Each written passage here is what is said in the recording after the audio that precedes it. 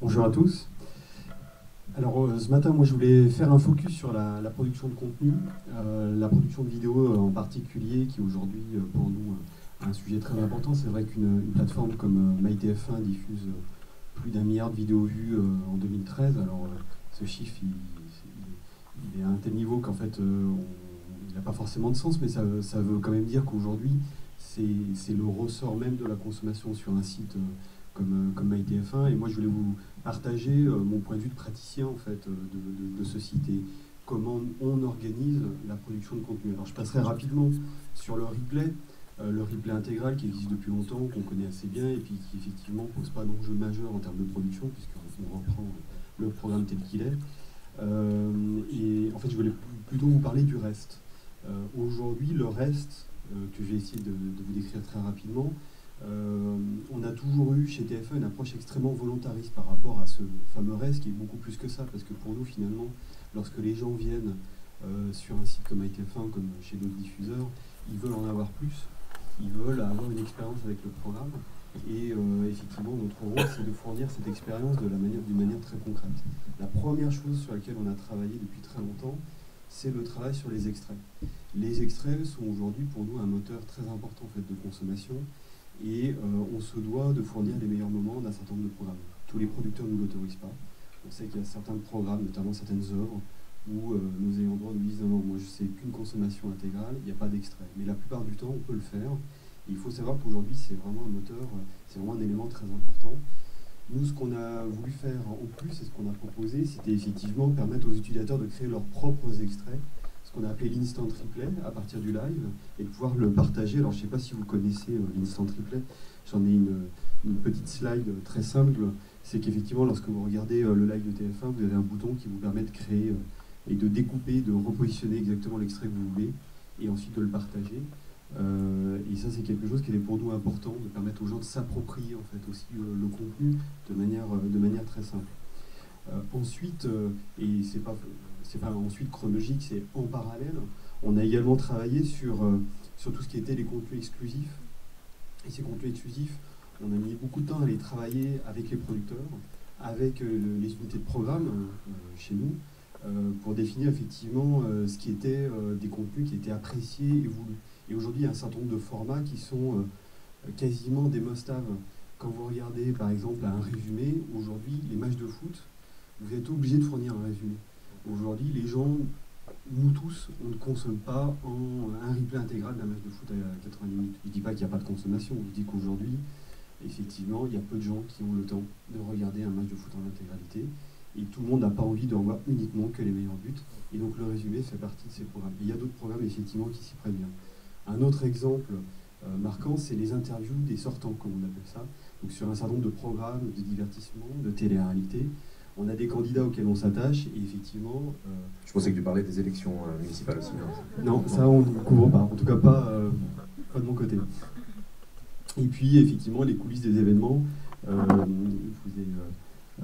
voilà, donc typiquement ça c'est un résumé du match France-Ukraine, un magnifique match de la fin de l'année dernière, et typiquement voilà, des coulisses des émissions, Lionel nous en parlera peut-être, mais qui est aujourd'hui très important et on est particulièrement attendu sur ces programmes. Et puis, effectivement, à partir de là, je vous ai fait une jolie collection en fait, de contenu. On travaille également sur d'autres formats qui ne sont pas des vidéos traditionnelles en tant que telles, qui ont été rendus populaires par les réseaux sociaux. Là, vous reconnaissez les magnifiques gifs animés.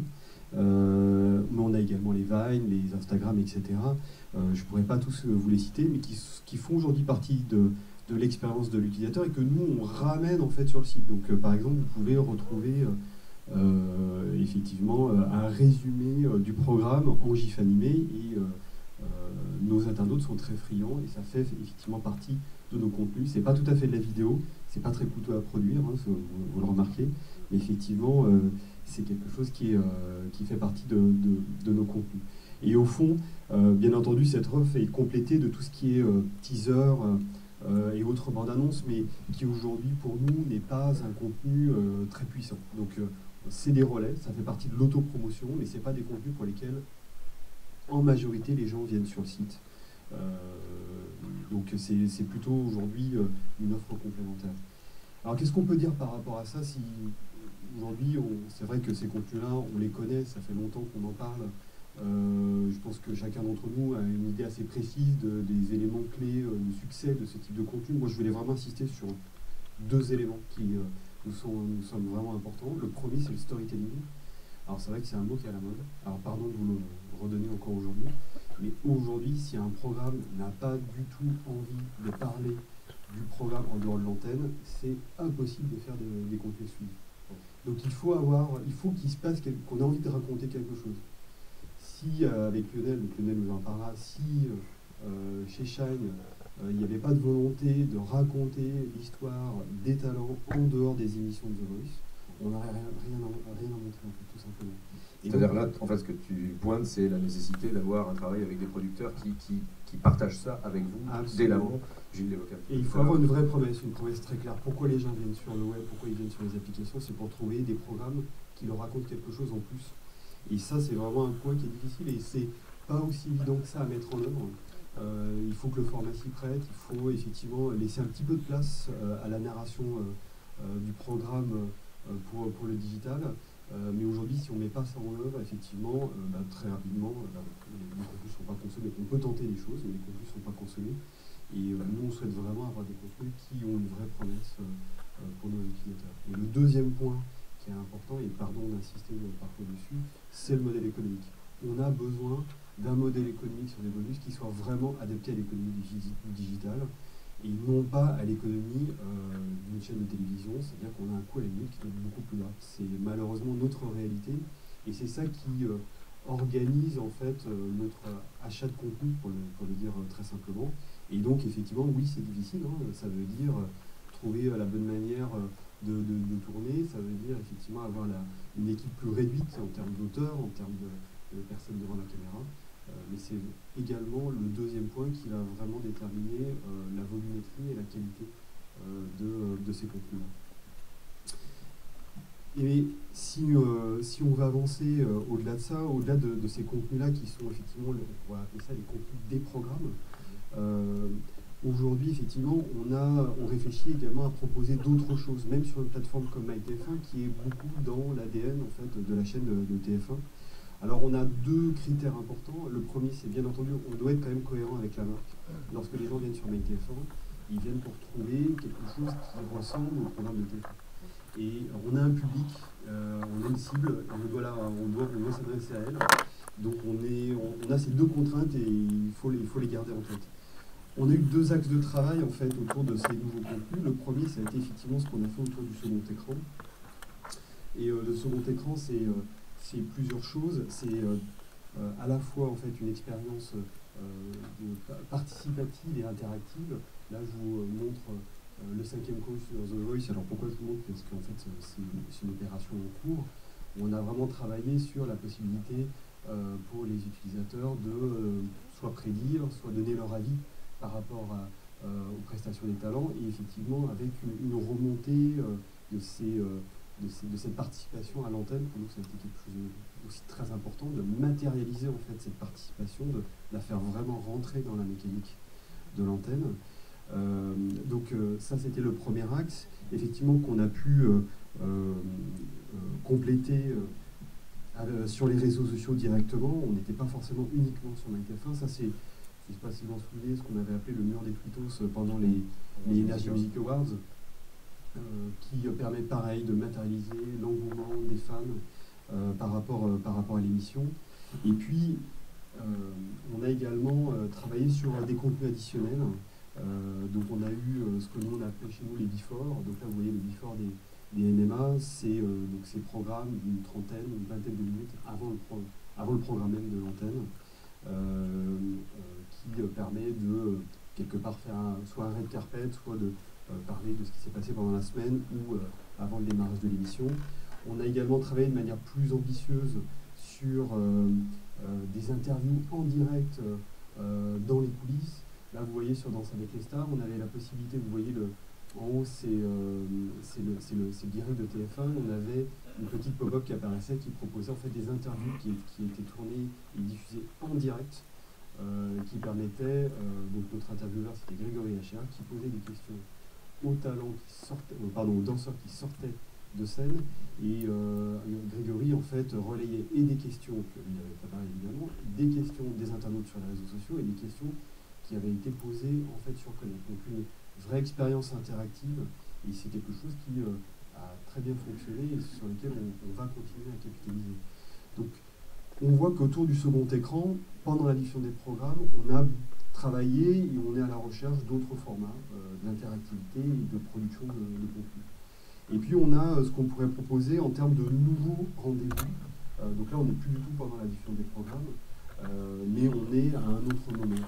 Un exemple, ça a été le Before de Secret Story. Alors c'est pas même Before, ça c'était 2 jours avant le démarrage de la saison de l'année dernière, où on pouvait effectivement commencer à découvrir les premiers candidats de l'émission. Un autre type de contenu, ça a été le concert de Johnny 100% digital.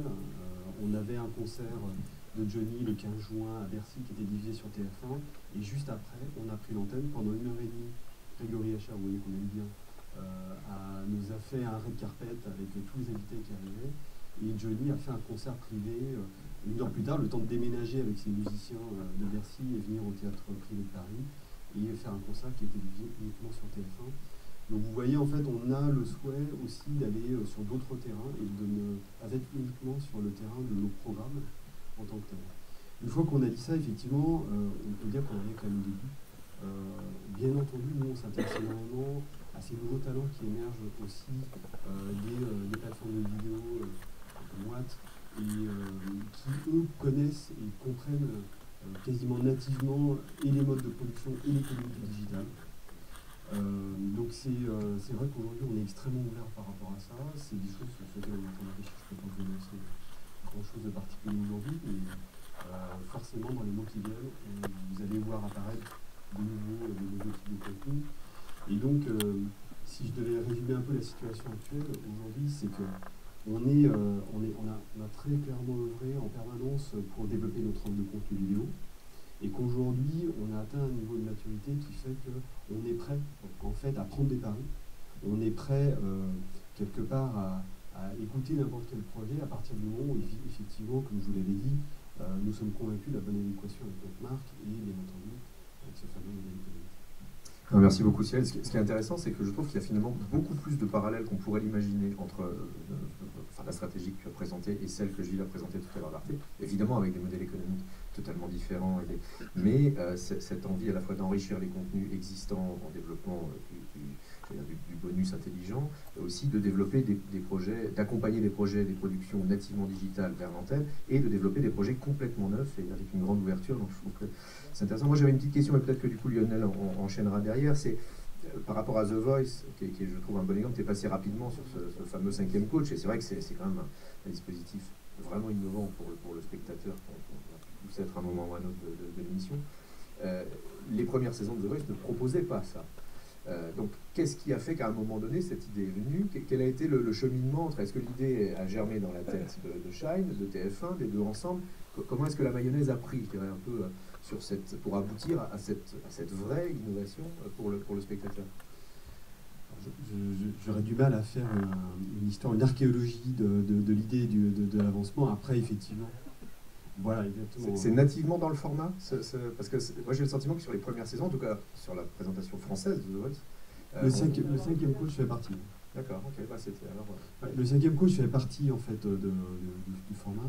Après, effectivement, il y a une progression, on va dire, dans l'intégration, on va dire, de ces formats interactifs et second écran avec le programme. Ouais. Et on peut dire qu'aujourd'hui, il y a une première génération qu'on a menée, et je ne parle pas du 5e coach, où effectivement, on mettait en place un dispositif second écran comme on le pouvait, mais pas forcément, parce que le programme n'était pas forcément prévu à l'origine de cette manière.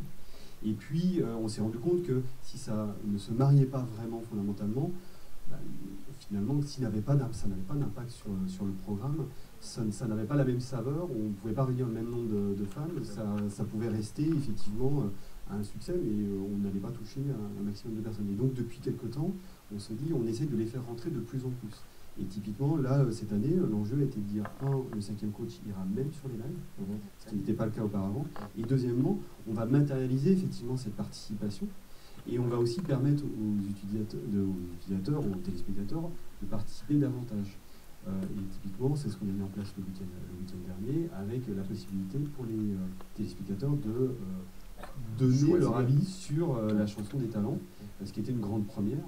Et on voit que petit à petit, on essaye de le faire entrer. Et encore une fois, le format de l'émission ne le permet pas forcément, le concept de l'émission ne le permet pas forcément, donc on doit le faire petit à petit. Puis, encore une fois, fondamentalement, pourquoi on ne le fait pas tout de suite, d'un coup, etc., c'est qu'on veut surtout être convaincu de ne pas perdre le téléspectateur. On veut vraiment s'assurer que ce soit lisible, compréhensible, et que la magie du programme, si on peut se permettre ici de parler de cette manière, est préservée et toujours maintenue. C'est ça notre souci, ce qui fait qu'on n'est pas dans un test tout azimut, on est vraiment on sous-pèse les choses, et notamment avec Shane, on essaie d'évaluer que effectivement les gens seront bien en rendez-vous. Il ne s'agit pas d'inventer un dispositif usine à gaz qui va perdre les gens en route, comme tu le dis, et qui va être finalement déceptif. Merci beaucoup Cyril, c'est passionnant.